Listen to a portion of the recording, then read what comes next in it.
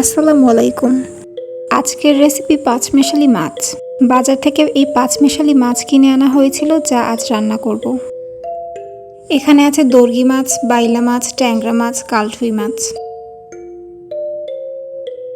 এরপর কড়াইতে তেল দিয়ে পেঁয়াজ বাটা, রসুন বাটা, মরিচের গুঁড়া, হলুদের গুঁড়া, লবণ দিয়ে সব কিছু ভালোভাবে কষিয়ে নেব।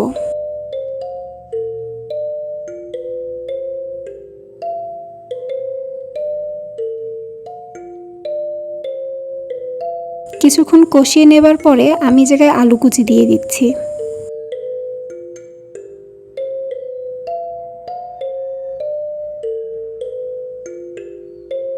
এরপর সামান্য পানি দিয়ে আলুটা সেদ্ধ হওয়া অবধি ঢেকে রাখবো।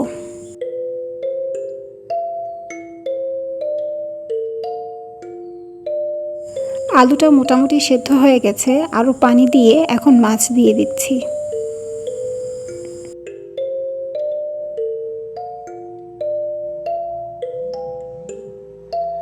আমার বাসায় সবাই একটু ঝাল খেতে পছন্দ করে, এজন্য আমি আরও কিছু কাঁচামরিচও দিয়ে দিচ্ছি। এখন প্রায় 4-5 মিনিটের মতো ঢেকে রেখে রান্না করব।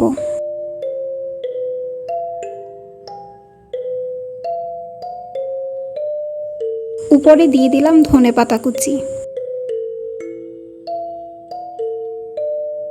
বেশি একটা ঝোল রাখবো না, এজন্য বারবার কড়াই ঘুরিয়ে ঝোলটা টানিয়ে নিচ্ছি। রান্না এখন শেষ। আপনি ভাতের সাথে গরম গরম এই মাছটি খেতে পারেন।